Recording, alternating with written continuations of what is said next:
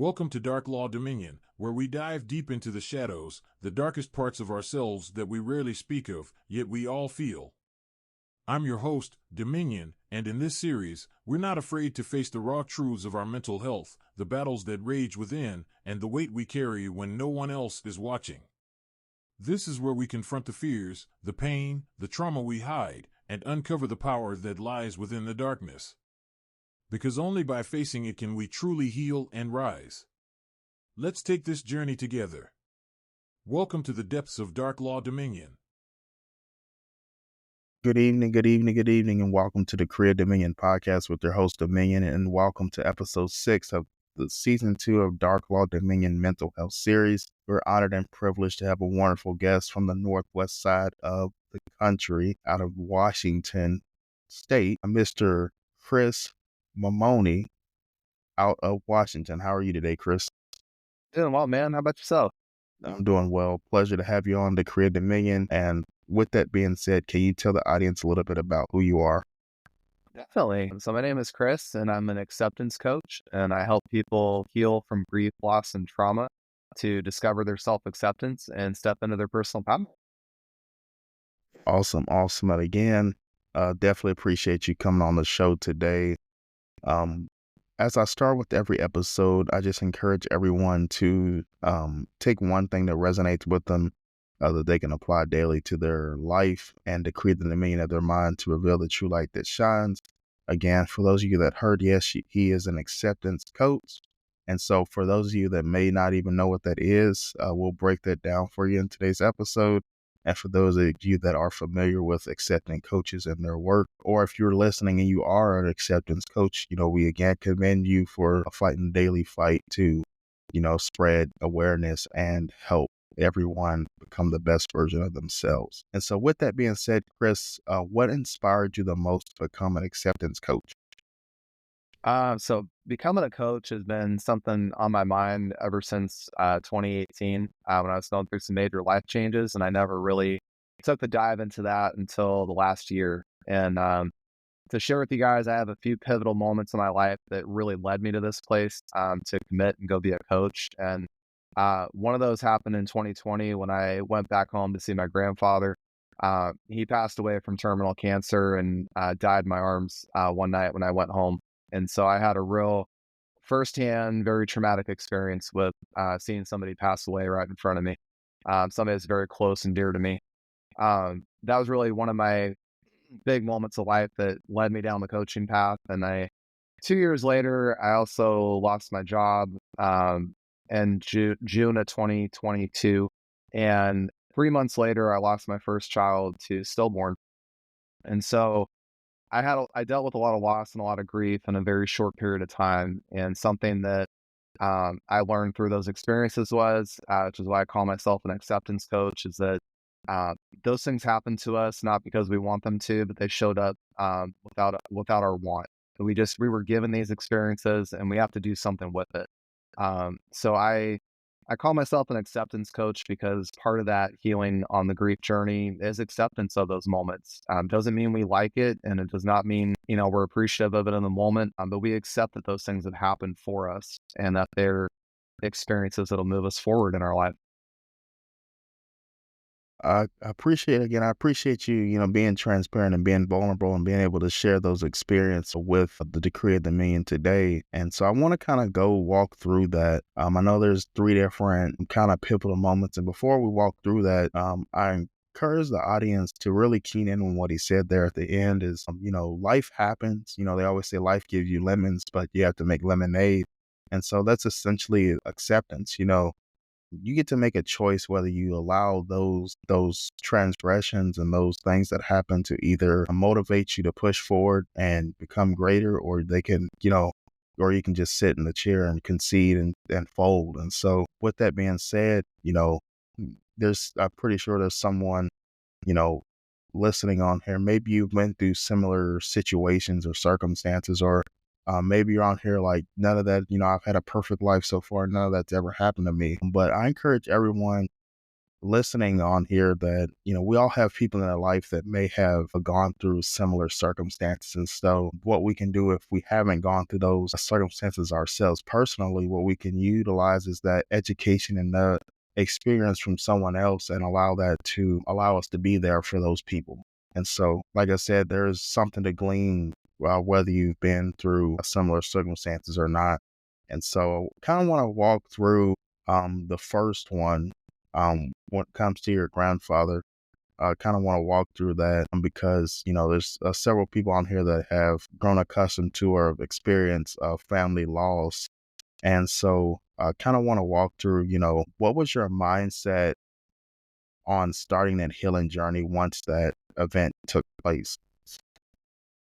That's a really great question, Dominion. I'll share with you in the moment. That was the one time in my life I literally almost passed out from having a panic attack. My brain was completely blocked with pain and anger and grief and sadness and frustration and wishing there was something I could have done, something I could have changed, something that could have been better, something that would have delayed what happened in front of me. I had all those thoughts happen in a matter of 30 seconds after that happening. When I went back home to New Hampshire after that happened, I went through a depression, a real bad one. I couldn't get my head straight. I didn't find happiness for quite a while. But it was about somewhere, 3 to 6 months after that happened, I had a call with my coach because I just broke down and I was crying nonstop and I couldn't really get through it because my grandfather and I didn't have a dad growing up.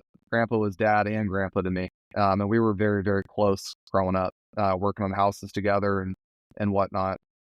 So something my coach shared with me, and it's what I call these moments of life. I call it the gift in shitty wrapping paper. I came to terms with it. I labeled it that because, like I said, we didn't want this and we didn't ask for it, and it sure doesn't look good. It doesn't feel good. But what's in that moment when you go through that for you, I always say for you, not to you, is that there's always a gift, a lesson, or a blessing of some kind that can come from that moment. And it's hard for us when we're going through those waves of grief and loss to see that. But if we focus there, there's always some good to be found. Even in the worst moments of tragedy and trauma, loss, and grief, there's always a gift, a lesson, or a blessing that happened. And something that came out of that for me with my grandfather was that he'd been a rock in my life my whole life. And I didn't know how to respond to that because once he was gone, that was it. And so the lesson for me is I had to be the rock for myself, and I had to be the rock for my marriage and my relationship and in my own life. And one of the gifts that he did give me, because this is what he taught me my whole life, he said, Not everybody's going to be there for you to pick you up when you get down. You got to figure it out yourself." And he really taught me through that moment, through that depression I went through that healing process, how to find me, how to figure it out. And it wasn't a clean process. There was a lot of ups and downs and a lot of setbacks and move forward moments. But the blessing he gave me is that he's still with me. He's just in a different form. And so whenever I'm remodeling my house or I'm working on my boat or I'm talking to somebody about, a variety of topics, I always hear his voice in the back of my head. And I always hear it there. So he's left me physically, but he's still here in a different form for me. And so I continue to focus on that as part of my healing journey. And today, even to this day, I still talk about him and I still celebrate him because I have nothing but gratitude and appreciation for what he gave me in the 33 years he was in my life. I live in that place of gratitude and appreciation for him. Awesome, awesome. I love that you said that because, sometimes we have that resentment or that rage built inside and we don't, get to compartmentalize that. And again, we kind of always look at like the negative side of one's passing, but I love how you focused on, hey, what lesson, what blessing, what can I learn from this? Like you said one thing early on in your testimony that I want to bring into light to the audience, and you said you had a coach. And so I want to encourage everyone to seek higher counsel and have that person that you can confide in when, you go through your darkest moments. And, if you're listening and you don't have a coach, you don't have a therapist or anybody that is in your life, I encourage you to, seek that counsel. Just know there's somebody out there willing to listen and willing to help guide you along the right path. And so with that being said, I just love how you say, you continue to live through him with how you operate on a daily basis. And so as the listeners that are listening, what we have to do is we have to, take, that gift that is wrapped up in that paper, right? And when we open that, we have to say, hey, how can I give back to my people? Hey, how can I give back to the community? It can just be as simple as what you were sharing earlier with, just having conversation with people on different topics. You don't have to, be a whole, give a sermon or, have a hoorah moment. It could just be as simple as, you in the grocery store or you at a restaurant with your wife, or maybe just having a guys' night out, and maybe you're just bowling or having an event, or you're just at work, on lunch break, just speaking. Um, you allow those moments to, others. It could just be a simple word of encouragement, or just a simple 5-minute conversation in passing that you never know how impactful that could be to somebody else's life. And so I love what you said there, because it allows us to really look at, the things that's happened in our life, especially in this topic of family and passing on, or grief of losing a family member. And we have to remember the legacy that family member left. And I love how you embody that on a daily basis of, hey, this is what he taught me. This is the lesson I learned. How can I allow that lesson to reach other people? And so it's also about, having a mission that's bigger than oneself, that you can utilize in your daily life, and again, help those people accept, their path. And the more people you teach to do that, the stronger humanity grows, and the stronger sense of community that we have with each other. Beautifully said, my friend. And so for those of you again that have suffered that family loss, again, I just encourage you to seek that higher counsel, and first just talk, just talk about it. Because the more you talk about it, the more you realize that, we all go through different things in life, but we're all alike in some way. And, we have to use our, what we call superpowers, or what we've gone through, and how we help each other, and allow us to strengthen each other as well. So again, I love that you were able to be vulnerable and share that. And again, thank you for continuing to, walk in your purpose on a daily basis. And so on the other event, we'll talk about the job situation. Again, it was after COVID, but I know during COVID, especially and shortly thereafter, many people saw layoffs in multitude of professions. I know COVID taught us a lot about, hey, it doesn't matter if you're a doctor, or if you're, you know, a high ranking business owner that makes more than 6-7 figures, or whether you're just a clerk at McDonald's, or, frying burgers. COVID affected everyone. And so I'll let you speak on, how does that, I want you to speak on, one, how that felt going through that situation, but also, as a married man, especially, I know there's some audience members that are married or in relationships. How were you able to balance, that feeling as a provider in the household, and how were you able to, work through those depressive moments, and, continue to become the man you are today? Those are great questions, my friend. You're honestly the first person to ask me that in many years. Um, going through, I will say during that time period, I started that job in November of 2021, and was let go on June 2022. And my experience with that, I was at a small company, and there was a lot of, as we're going through COVID, there's lots of talks about getting vaccinated and sharing people's personal health information. And the company I was at was very, very much a bullying environment. I had a lot of people that had a lot of narcissistic traits. I had someone on my team that was a narcissist, very much would put other people down and make them cry, start arguments and fights and stuff like that. And I was trying to play peacekeeper as a manager. I was always trying to say, hey, we don't got to treat each other like that. We're all going through some suffering right now on a massive level. Because COVID shifted our lives in a lot of ways, man. We lost control of our own life because we had the government breathing down our neck about what to do and what to say, and, get shots and this and that. And a lot of people lost autonomy.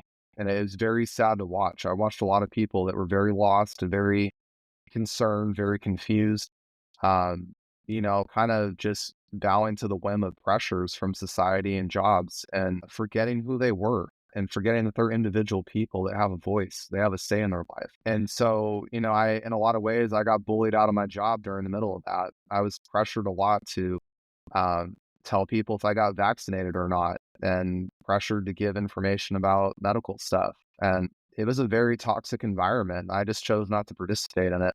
I wouldn't allow myself to get into that stuff with people because I valued myself over other people. And I also, at the same time, I respect each other's individuality and everybody's individualness to make their own decisions and choices that are right for them.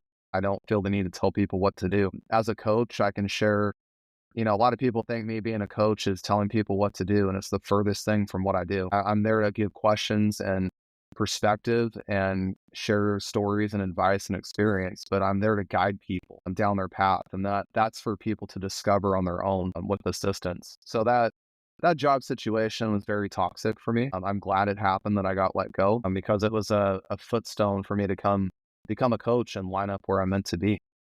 So it was what looked like it was a bad thing in the moment turned out to be a blessing. Awesome, awesome. I love that you say that. And then just, being a husband, how are you able to, not explain, but how are you able to, kind of sit your wife down and, work through that, because I think a lot of people, especially when we go through like those life transitions, especially in relationships, we, fail to communicate or fail to, have a plan, and really, it also speaks to the significant other as well, trusting you in that plan. So, how are you able to, kind of walk through that? Yeah, I certainly can. My little bit of background on me, I've worked a lot of jobs. I've been fired many times. I've left jobs on my own volition. Something that my wife has always said about me, she said, "I'm not worried. That wasn't meant to be for you." And I looked at her and I was like, "I'm confused. Like you're not upset?" And she's like, "It wasn't working out for you. You weren't happy there. You got treated like crap all the time." She said, it's not good for you. So I'm not upset right now. You'll figure something out because you always do. You always have. You've never been the person to sit back and just allow things to happen. You've always taken charge and stepped up and found something. You've made things work. When that happened, by the way, because of my job in the mortgage business, I learned a lot about personal finance, and I learned a lot about financial tools, how to use them, how to save up for emergency situations like this. I'm grateful for decisions I made 2-3 years prior to that, because those decisions I made in the past bailed me out in the future when that happened. And that it still wasn't easy. It was very hard. It put a lot of strain on my marriage either way it went, because you're worried about where money's going to come from or where that next job's going to come from. And I was in a different place than I think I've seen some people. Most people's reaction is like, "Oh, I got to go find another job. I got bills to pay," or "Oh, I've got this thing going on." So that job loss oftentimes becomes very reactive for people. And something that we miss out on in that moment is saying, "Hey, this job didn't work out, but why did this not work out for me? Or what caused this not to work out for me? And was I really happy with what I was doing, or did I just take this job to get by?" There's a lot of people that, my family, for example, my family believes you should just go work a corporate job, and no matter how bad that gets or makes you feel, just suck it up and do it. And you end up being very unhappy in life, and that'll actually wear down on your relationships and your marriage. As a man, we're taught to provide. We're taught not to go to the wayside with things, but unfortunately it does happen. And so if I could encourage your listeners going through this, particularly if you're a man, if you feel like you're a failure, or you feel like you screwed up, or you feel like you're weak for whatever reasons, I felt those things too, by the way, don't give power to that stuff. What you want to do is empower yourself to say, what caused this not to work out this time? Was it a bad fit for me? Was I even happy at this place? Did I enjoy what I was doing?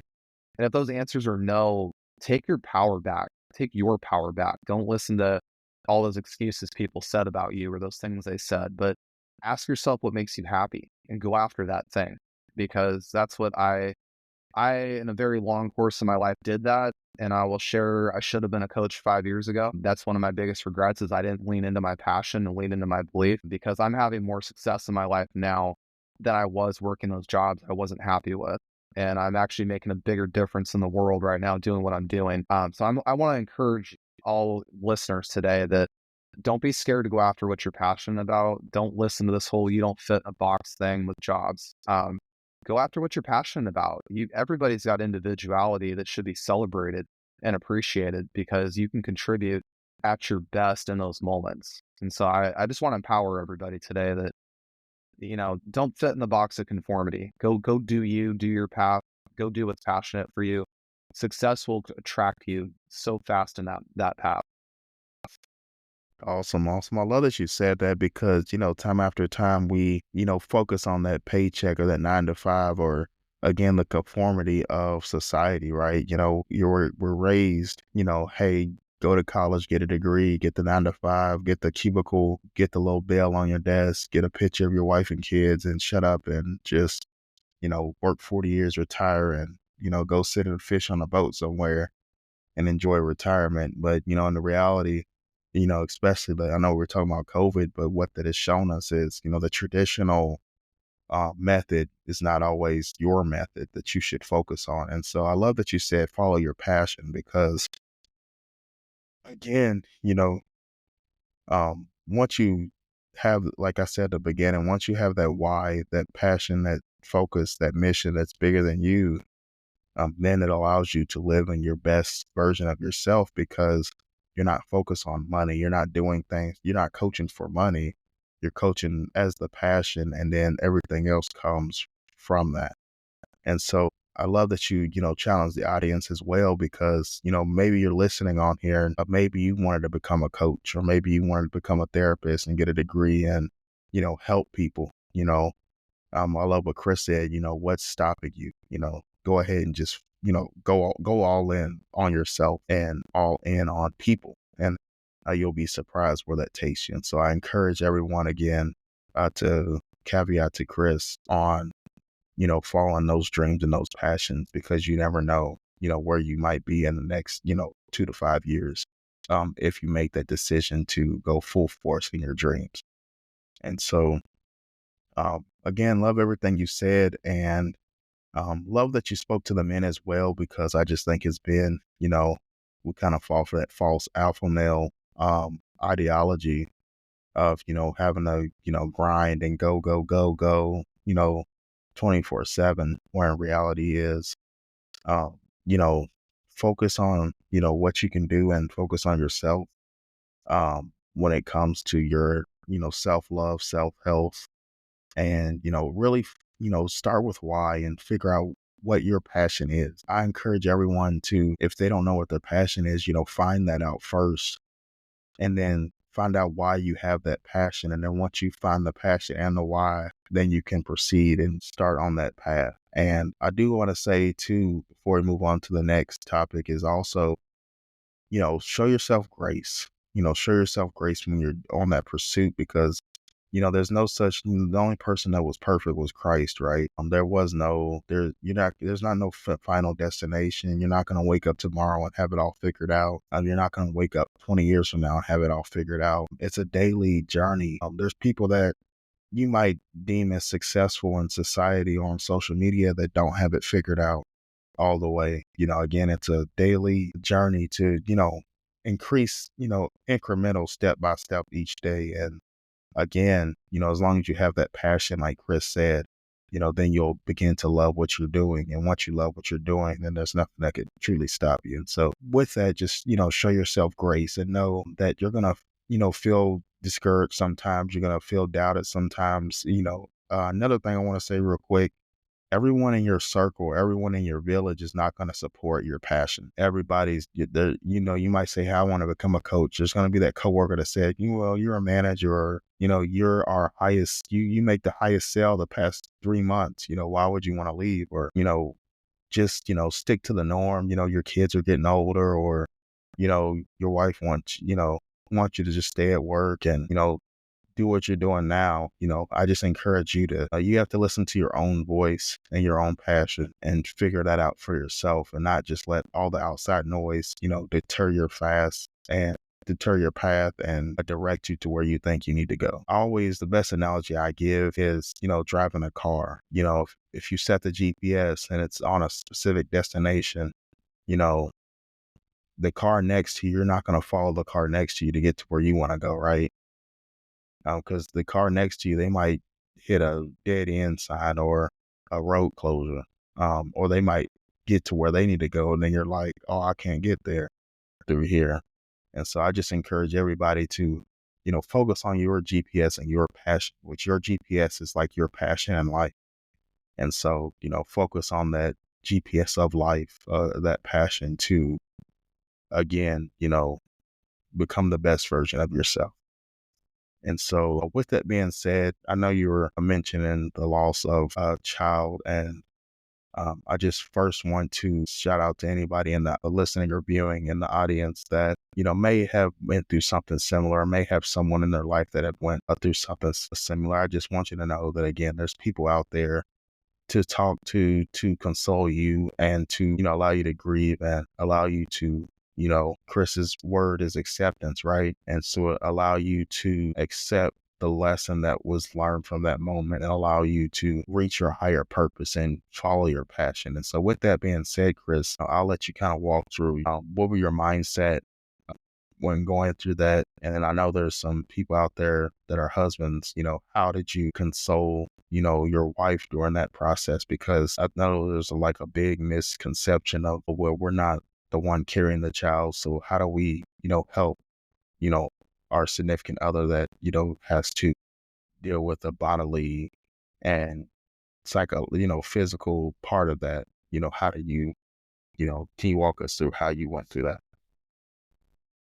Definitely. Appreciate you giving me an opportunity to share that. I'll summate kind of what happened with that. My wife and I both went through some verbal and emotional abuse from her family the whole time we were pregnant. Her mom's a narcissist, and narcissists tend to do very selfish, hurtful things. And I spent a lot of that pregnancy trying to protect my wife from that and my child. And unfortunately, the day before he was born, his heart stopped.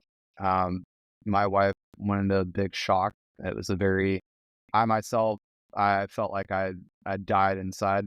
I felt like I just wasn't even alive in that moment. But what I'll share, kind of summating what happened with that is, when my son was born, because we gave birth to him the next day. I don't know how to explain this, and I don't know if your listeners are spiritual or not, but I had a big, what I like to call a veil from God that day. And as I held my son, my first thing was like, wow, there's this thing my wife and I made. Like, how cool is this? I'm seeing a little miniature with my face on it. And it felt like God put up like a curtain around my wife and I. And it was like nothing in the world mattered. All the family drama that was happening, me losing my job, it's like nothing mattered other than my wife and my son and I in the hospital. And it was very tragic. It was sad, but it was also one of the most beautiful moments of my life. And the reason I say that is that I felt nothing but love and gratitude and empathy and compassion and understanding and kindness in that moment. That's all I felt.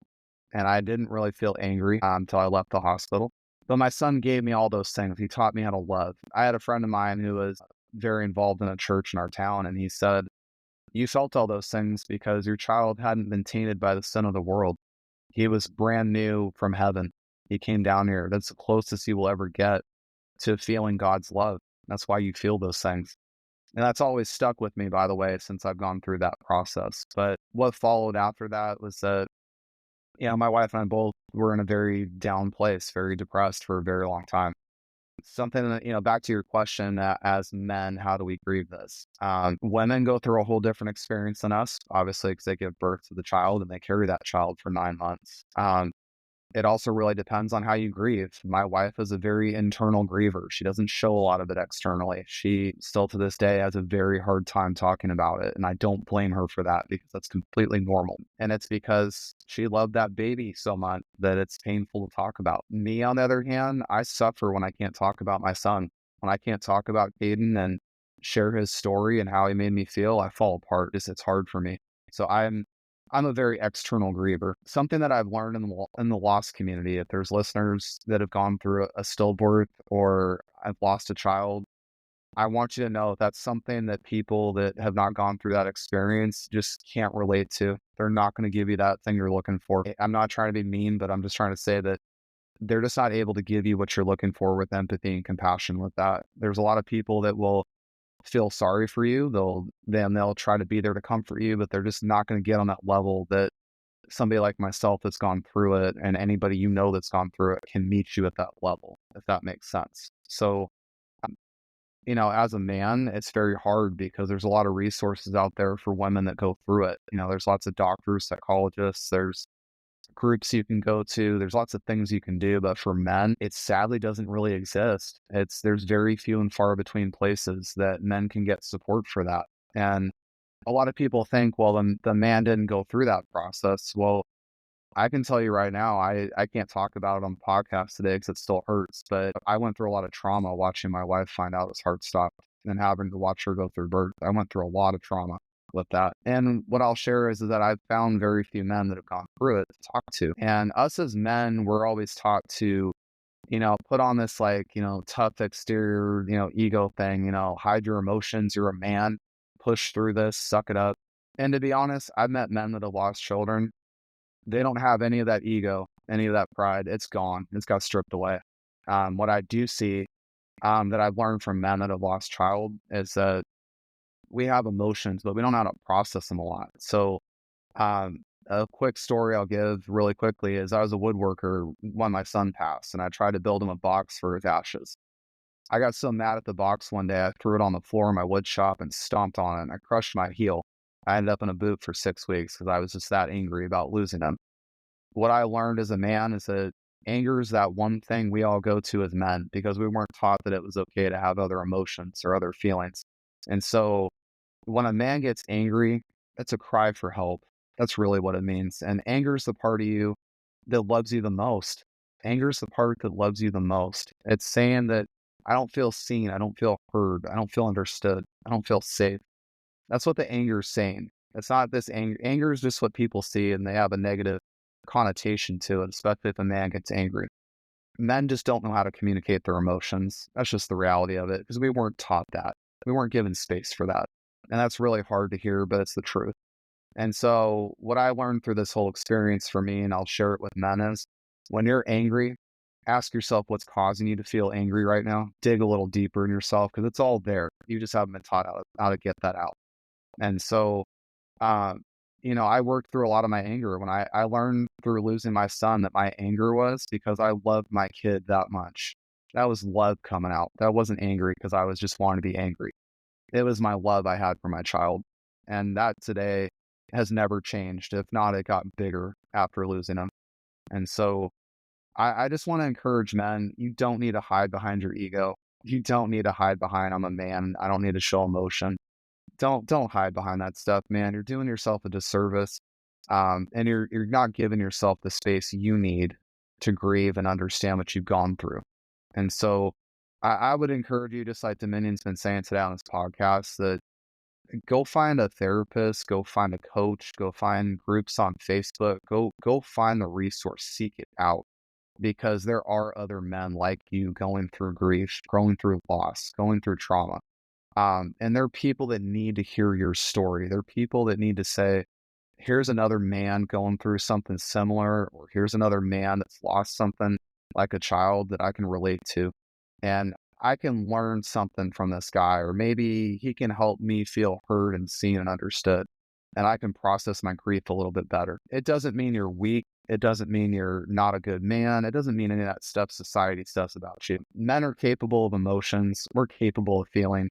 And for us to walk around with that silently, by the way, that will come out in some negative ways of life. One of my family members, by the way, lost their son to a heroin overdose at 21. He got into a drinking problem after losing his kid and went to jail for a DUI out of that whole thing. And he told me when I lost my kid, he said, I hope you don't do my mistake because I didn't know how to deal with my emotions. I went to jail, got a DUI for that. And so he said, I want you to know, get those emotions out with people you feel safe with and find people that can support you because I'd rather you do that than ruin your life. And so I just wanted to share that because that's a story from somebody else that helped me on my grief journey as a man. Again, I appreciate you, being able to be vulnerable and share that with us here on Decree of Dominion. And again, I just want to, encourage the audience, like we've been saying, to just seek that higher counsel. One thing I've learned just, going through, domestic violence survival, the more you talk about it, the more you actually heal for, most people. And again, it doesn't have to be in a big group setting. It could just be one-on-one with a coach or a therapist. But again, I encourage everyone to, find that person. And, you always hear that saying, build your roof before it rains. And so I want everyone that's listening to apply that to their mental health when it comes to, depression, anxiety, etc. Um, if you, if you've gone through something, even if it's been years ago, I encourage you to, just look in the mirror and, really ask yourself, have I truly healed from this? And if you haven't, then I encourage you to, um, seek that higher counsel. Because a lot of time, like we've been saying as men, you kind of get that, back in the day as kids, we used to always play with Play-Doh. And so that's what we use with our heart. We go through things and we just put some clay and some Play-Doh and, cover our heart and, kind of shut down. And, like Chris said, put on that tough fur wolf coat exterior of, that toxic masculinity of just, screw everything. And, you know, I'm just, the toughest, person ever. And in reality, I love how I love how you broke down, that that anger is just, us crying out, and then it's the negativity and fear that others see in that anger. When in reality, it's just us trying to express the only emotion that we know how to the best way. And so as a man, I encourage everyone listening here that as a man, try to seek that higher counsel to expand into other emotions. And also that you don't have to, again, like I said before he shared his testimony, show yourself grace. Show yourself grace. You're not going to figure it out tomorrow. You're not going to figure it out in 10 years, 100%. It's a daily journey, and healing is a daily journey. And for anybody that's listening that have gone through a similar situation with losing a child, allow yourself grace and allow yourself that time to heal. And so, again, I appreciate you, sharing your testimony on what you've been through. And so, with that being said, as an acceptance coach, um, what are some tips, tricks, and some advice that you would give those that are looking to seek out that counsel or that help? My biggest bits of advice I can share is don't be scared to be honest with yourself. I've watched a lot of people shy away from sharing their story, just like I did today. 2 years ago, I can tell you right now, I would not have shared what I did. I was too scared to do it. Just know that your journey is yours alone, and nobody can take your experience away from you. When I coach people, it's a safe place for them to go. It's a safe place for them to say what they need to say, express their feelings and emotions comfortably. And it's a place to process. If you're in that place where you just don't know where to start in your healing journey, and you're really struggling, like you're either got depression or you don't feel safe talking about your story, or you're just not even sure what to say. I've talked to a lot of people who have gone through some trauma and they just don't know where to start. Um, Take really small steps. I mean, really small steps. Um, I tell a lot of my clients, the 1% rule is what I tell a lot of people. What I mean by 1% is that maybe one day you just take one very small part of your story and you journal it down and write it down in a book and say, this is how I feel today. I'm upset about the loss of X, or I'm upset about my trauma with X. And this is how I feel. And just leave it there. That's all you got to do that day. Just that little tiny thing. If you're somebody looking for help, by the way, I can share that I've met a lot of great people in Facebook groups, people out there that are hurting just like you, but they need a friend. They need somebody to talk to. And, um, my best advice I can give you, I ran into a guy, I can't share his story from last week, it's pretty personal, but he went through something pretty horrific in his 20s, and he's 58 now, and realizing that he spent his whole life going through trauma. I'm not licensed to help him with what he's going through, but I asked him how I could help, and he said, I just need somebody to talk to. And so I talk to this guy every day, I message him and say, how can I support you today? And if that means we just talk about the weather or we talk about, what to drink in cold weather, that's what we talk. But it brings that door opening for you to feel safe and comfortable enough to share your story. So if you're looking for a coach or if you're looking for a therapist, my best advice for you is make sure it's somebody you like and get good vibes from. If you don't feel safe with that person, please do not say you have to do that. When you're on this grief and healing journey, it's very important that you feel safe, you feel comfortable. There's somebody you can trust to talk to, because people that are not those things, if you open up to them, it'll make that trauma a lot worse and it'll create another layer of pain on top of what you're going through. So be kind to yourself, trust yourself, try to find people that you trust and like and feel comfortable enough and safe enough to open up with. And those people can very well help you on your healing journey. Awesome, awesome. I love everything you said there. And again, for those of you that are listening and viewing again, take the time to find the right person.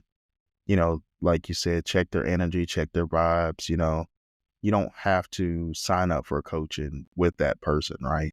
You can take time, you can say no, thank you, or do the consultation. And, you don't have to sign up for, a lifetime contract with, said person. And so I encourage everyone to take the time to find the right person to start that journey with when it comes to coaching and therapy. And so with that being said, can you share your best success story and also tell the audience where they could find you and any last minute advice or tip that you have?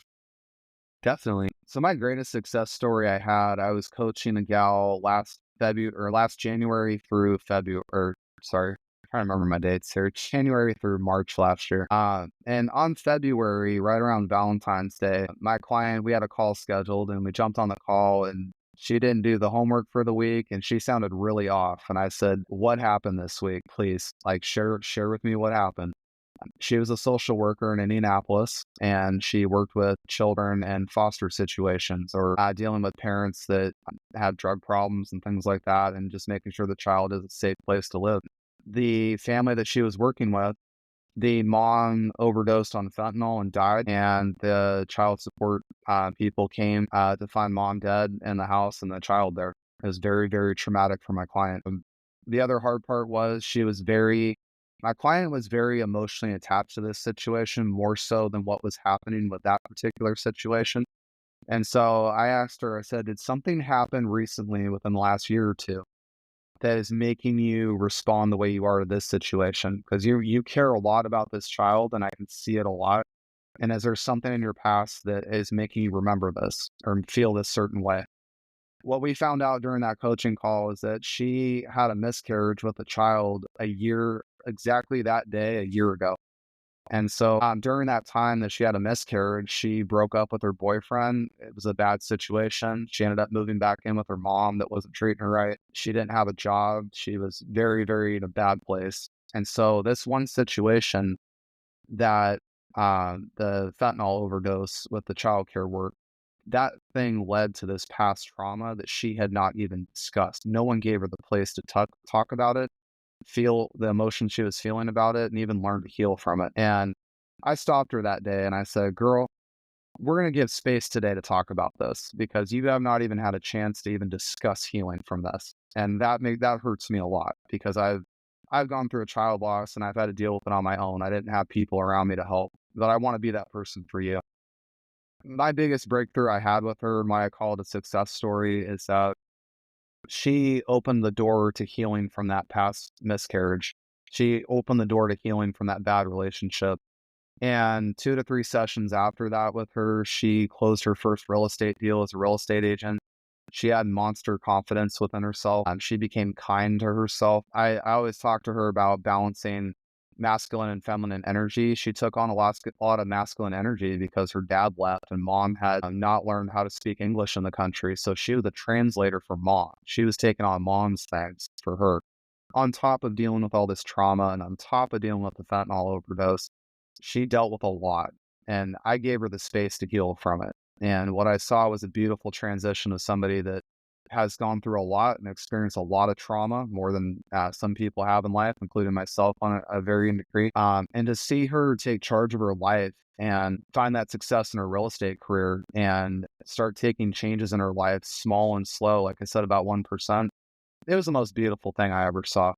So I share that to empower people that when you do face that hard grief that you go through, that trauma, when you face it, when you find the strength for it, beautiful things will start happening in your life. And that situation, by the way, back to what I said a little bit earlier today in this podcast, it puts you in that place of the gifts, the lessons, and the blessings of this moment in your life. And when you get in that place, you become empowered. And that's why, if you guys ever decide to, for example, if you did coaching with me, you find out that I'm very big about making you guys figure out your self-acceptance, who you are, and stepping into your personal power. This grief can be an empowerment journey for you. And sometimes we need a little help to get there, myself included. If you guys do want to find me by chance, I just want to put this out here. You can go to www.acceptancecoach.com for my website. You guys can also find me on Facebook and Instagram right now. I do post pretty regularly throughout the week. If you guys do happen to come across my content, I love comments and discussion and DMs. I love talking to people and learning about their experiences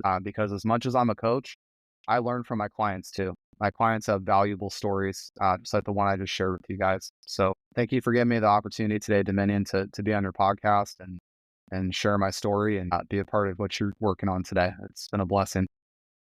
Awesome. I definitely appreciate, Chris for coming on to Create Dominion for episode 6 of this wonderful season 2 series of the Darklaw Dominion. Just to end again, encourage everyone to seek higher counsel, show yourself grace, and follow your passion. And just remember that all the trauma that you've been through, there's either a lesson, blessing, or a gift, or all three intertwined in that. And so the past few episodes, I've been giving a little challenge to not just the guest and myself, but also the audience. And so this challenge, I encourage you, just like the success story that was shared, I encourage everyone to look in the mirror and find something that happened in their past and ask themselves if they've healed from it. And if you have healed from it, kudos to you. And if you haven't, I encourage you to take the steps to start the path on your healing journey. So with that being said, it's been a wonderful, great episode here with Chris out of Washington. I hope everyone has a great rest of their evening. And again, we'll see you next time on the Create of Dominion. This has been Dominion and Chris Mamone out of Washington. And go ahead and make sure you guys check him out on social media and his website as well. Until next time, thank you. Thank you for joining me on this journey into the depths of Darklaw Dominion. Remember, it's in the darkest parts of ourselves that we often find the greatest strength. Facing the darkness is not a sign of weakness, it's the path to healing, growth, and reclaiming control of your life. If this series resonates with you, or if you're looking for more empowering stories on healing and reclaiming your power, make sure to follow Decree of Dominion on Facebook, Spotify, and YouTube. There, we continue the conversation on mental health, domestic violence, and relationships, offering hope and support. Until next time, keep exploring the shadows, keep seeking your truth, and keep fighting for your light.